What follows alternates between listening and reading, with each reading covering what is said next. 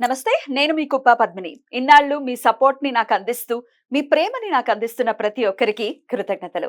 ఇప్పుడు చూడబోతున్న ఈ వీడియో కూడా ఖచ్చితంగా మీకు ఉపయోగపడుతుంది. లైక్, షేర్ అండ్ సబ్స్క్రైబ్ చేసి మీ ఇష్టాన్ని, అలాగే మీ సపోర్ట్‌ని నాకందించండి. అలాగే ఈ వీడియో పట్ల మీ అభిప్రాయాన్ని కామెంట్ సెక్షన్‌లో కామెంట్ చేసి నాకు తెలియజేయండి. నమస్తే. జీవితంలో రకరకాల సమస్యలతో బాధపడుతున్నారా? ముఖ్యంగా ఆర్థిక సమస్యలతో సతమతమవుతున్నారా? ఎన్నో పరిహారాలు చేసి అలసిపోయారా? మంచి మార్గం దొరకాలని కోరుకుంటున్నారా? అయితే రండి, విశ్వాన్ని ఎలా అడగాలో తెలుసుకుందాం. లా ఆఫ్ అట్రాక్షన్ క్లాసెస్ మీకోసం మన ఛానల్లో. వివరాల కొరకు సంప్రదించండి. నమస్తే, వెల్కమ్ టు అవర్ ఛానల్. నేను పద్మిని. ప్రస్తుతంతో పాటు ప్రముఖ ఆధ్యాత్మికవేత్త, ప్రముఖ న్యూమరాలజిస్ట్ లక్ష్మీ నరసింహస్వామి ఉపాసకురాలు శ్రీమతి స్రవంతి గారు మనతో పాటు ఉన్నారు. మాట్లాడదాం. నమస్తే అక్క. నమస్తే పద్మిని. అక్క, భాద్రపద శుక్లపక్ష ఏకాదశి వస్తోంది. ప్రతి ఏకాదశికి ఒక ఉద్యమం లాగానే చేస్తున్నాం అనుకోవచ్చేమో. అది స్వామి కృప. ఒక మంచి ఉద్యమం ఇది. ఎందుకంటే ఎటువంటి పరిస్థితుల్లో ప్రతి ఒక్కరు తెలుసుకోవాలి ఎంత పరమ పవిత్రమైనటువంటి తిథో ఈ ఏకాదశి అనేది తెలుసుకోవాలి. ఇది వరకు రోజుల్లో ఏకాదశికి ఖచ్చితంగా ఎలా అయితే విధి విధానాలని ఫాలో చేశారో అది మళ్ళీ తిరిగి రావాలి అన్న ఉద్దేశంతో ప్రతి ఏకాదశికి మర్చిపోకుండా వీడియోస్ చేయటం, అలా స్వామి చేయించడం అనేది మన అదృష్టంగా, ఖచ్చితంగా నా అదృష్టంగా నేనైతే ఖచ్చితంగా భావిస్తూ, మరి ఈసారి వచ్చేటటువంటి ఏకాదశి భాద్రపద శుక్లపక్ష ఏకాదశి, పరివర్తన ఏకాదశి చాలా విశేషంగా శనివారం శ్రవణ నక్షత్రంతో కూడి వస్తోంది. సూపర్. మరి ఎలా చేసుకోవచ్చు ఈ ఏకాదశిని? స్వామి వారి సంకల్పంగా భావించవచ్చు పద్మిని. మనం ప్రతి ఏకాదశికి మనం చెప్పుకోవడం అనేది. అలాగే పూర్వం ఎలా ఉండేది అని అంటే, ఇంట్లో ఒక్కళ్ళైనా ఇంటి పెద్ద ఖచ్చితంగా ఏకాదశి వ్రతాన్ని ఆచరించేవారు, ఫాలో చేసేవారు. అయితే కొంచెం ఒక 60 ఏళ్ళు సీనియర్ సిటిజన్స్ అయిన తర్వాత ఇంకా ఓపిక లేదు అనుకున్నప్పుడు ఇంటి పెద్ద కొడుకు తీసుకునేవట చేయడం అనేది. ఇంట్లో ఒక్కళ్ళు చేస్తే చాలు, ఆ వంశం అంతా కూడా ఉద్ధరింపబడుతుంది అని ఖచ్చితంగా మనం చెప్పుకోవచ్చు.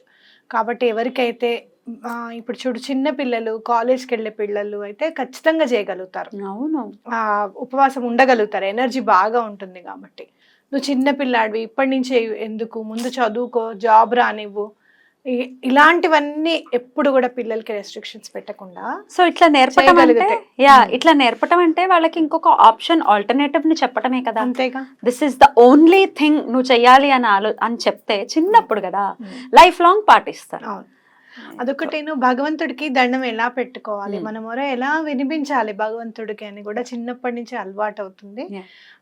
వాళ్ళకి ఆ ఎనర్జీ అనేది. ఇంకొకటి, భగవంతుడు అండ ఉంది అని తెలుసుకున్నప్పుడు వాళ్ళు చెడుదారుల్లోకి కూడా వెళ్ళకుండా ఉండే అవకాశం కూడా ఉందన్నమాట. కాబట్టి పిల్లలకి భగవంతుడిని, అలాగే ఇలాంటి వ్రతాలని పరిచయం చేయడము, వాళ్ళు చేస్తామనంటే ఎంకరేజ్ చేయడము, వాళ్ళకి వివరంగా చెప్పడం, కంపల్సరీ చేయించండి అని కాదు, ఇలా చేస్తే ఇది ఉంటుంది, ఇలా చేస్తే ఇది మంచిది అని చెప్పడము. అలాగే మీరు చూసుకుంటే గనక మనకి ప్రతి నెల 15 రోజులకు ఒకసారి బాడీ క్లెన్స్ చేసుకున్నట్టుగా కూడా మనకి ఉంటుంది కదా.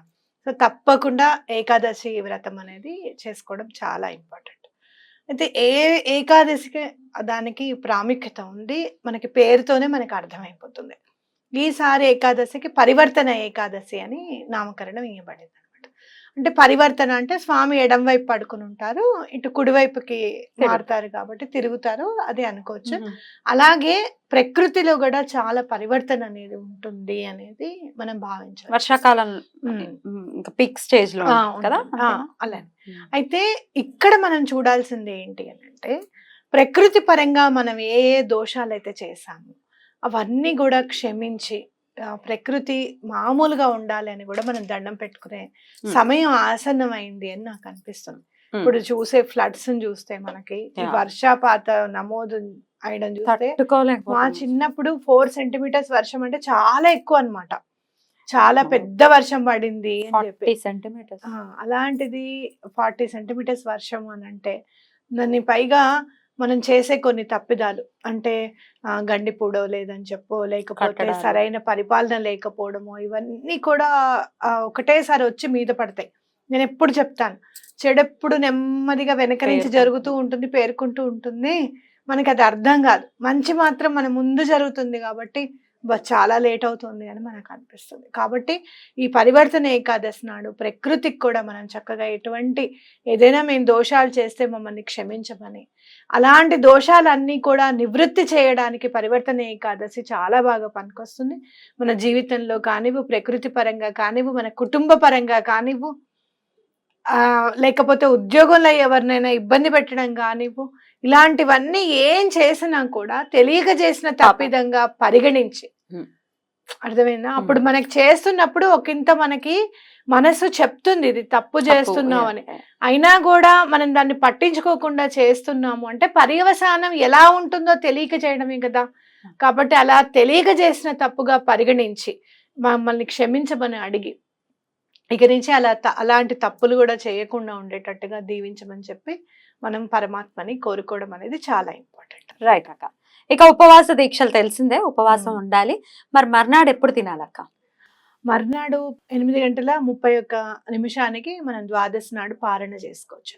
మర్నాడు అప్పుడు తినేయాలి, అప్పట్లోపు తినేయాలి. అయితే ఇక్కడ మీరు చూస్తే కనుక మనకి ద్వాదశి వామన జయంతిగా కూడా మనం జరుపుకుంటాం. అంటే వామన జయంతి చూసినప్పుడు నాకు అనిపిస్తుంది పరమాత్మగా భగవంతుడు గెలిచాడా లేకపోతే బలి చక్రవర్తి గెలిచాడా అనేది చూస్తే భక్తుడిని కాపాడి భక్తుడిని గెలిపించినటువంటి స్వరూపం స్వామిది. అంతే కదా, వస్తూనే ఉంటాడు ఆయన ఓణంకి బయటకు వస్తారు. అవును.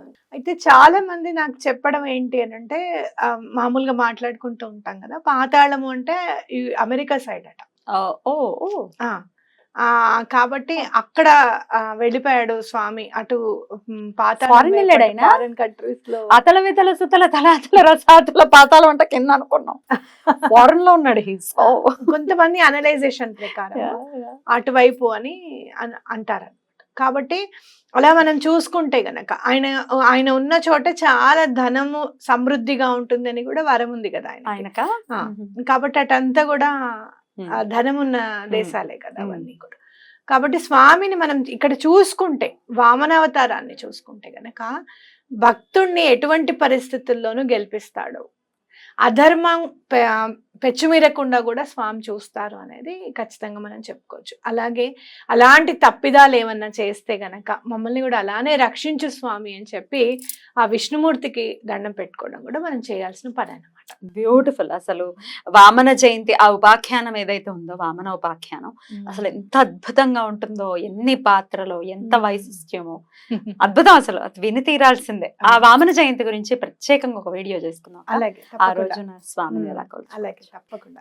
అయితే ఏకాదశికి కూడా దీపారాధన విషయం అయితే ఏంటి, అలాగే మీరు స్విచ్ వర్డ్స్ రూపంలో కూడా ఆల్రెడీ చెప్తూ ఉన్నారు ఎలా చేసుకోవచ్చు, ఈ రెండు కూడా ఒకసారి.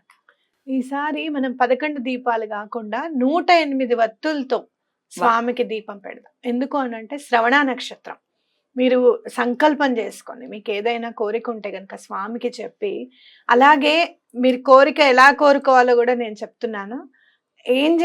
ఏం చేద్దాము అని అంటే, చేసే ప్రతి పనిలోనూ నీ అండ ఉండేటట్టు చూడు స్వామి అని చెప్పి దండం పెట్టుకున్నాం. ఆయన అండ ఎప్పుడు ఉంటుంది పద్మిని? ఏదైనా ధర్మమైన కోరిక, ధర్మమైన మార్గం అప్పుడు స్వామివారి అండదండలు మనకు ఉంటాయి. కాబట్టి మన మార్గం ఎప్పుడు కూడా ధర్మమైన పరంగా ఉంటుంది, ఆయన అండ కూడా మనకు ఉంటుంది. కాబట్టి నీ అండ మాకు ఉండేటట్టుగా చూడు స్వామి అని చెప్పి శ్రవణ నక్షత్రం కాబట్టి 108 వత్తులతో చక్కగా దీపంని వెలిగిద్దాం. మీకేమన్నా మీకు స్తోమత ఉంటే గనక ఆవు నెయ్యి వాడండి, లేదు అంటే గనక నువ్వుల నూనె అయినా కూడా వాడచ్చు. వేయచ్చు. స్వామి సంకల్పం అంతే. నెక్స్ట్ ఏకాదశి వచ్చేటప్పటికి మనకి తప్పకుండా మనం ఏదైతే ఆవు నెయ్యితో పెట్టాలనుకున్నామో అలా పెట్టేటట్టుగా చూడు స్వామి అని చెప్పి దండం పెట్టుకోవడం. అయితే మీకు అందుబాటులో ఉంటే గనక కలువ పువ్వుని సమర్పిస్తే చాలా మంచిది. ఆ రోజు శనివారం శ్రవణ నక్షత్రం కాబట్టి కలువ పువ్వుని సమర్పించండి స్వామికి. ఒక్క పువ్వైనా చాలు. లక్ష్మి అనుగ్రహం ఉంటుంది, అమ్మవారు తప్పకుండా అనుగ్రహిస్తారు అంటే స్వామికి కలువ పువ్వు ఇస్తే గనక. కలువన్నా దొరికితే ఓకే, లేదు అంటే తామర పువ్వు, కమలాన్ని కూడా మనం సమర్పించుకోవచ్చు అనమాట.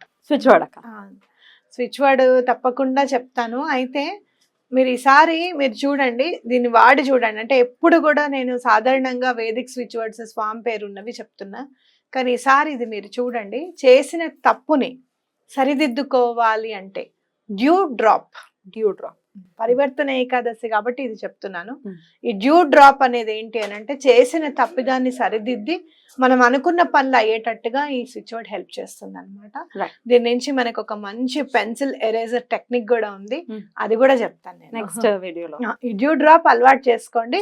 ఈ డ్యూ డ్రాప్ ఒక్క 10 days మీరు వాడి చూడండి, తర్వాత ఈ పెన్సిల్ ఎరేజర్ టెక్నిక్ అనేది చూడండి, చేసి చూడండి, ఎలా సమస్యలు ఎలా తీరిపోతాయో చూస్తుండండి. Right, super. డ్యూ డ్రాప్ ఎన్నిసార్లు అనుకోవాలక్క? 28 times పీరియడ్స్ లో ఉన్నప్పుడైనా అనుకోవచ్చా? అంటే ఆ రోజు ఉంటే గనక అనుకోవద్దు. Hmm. మామూలుగా ఎప్పుడన్నా మీరు యాక్చువల్ గా నేను ఎప్పుడు కూడా స్విచ్ వర్డ్స్ కూడా మనం యూనివర్స్ కి సంబంధించినవి కాబట్టి Hmm.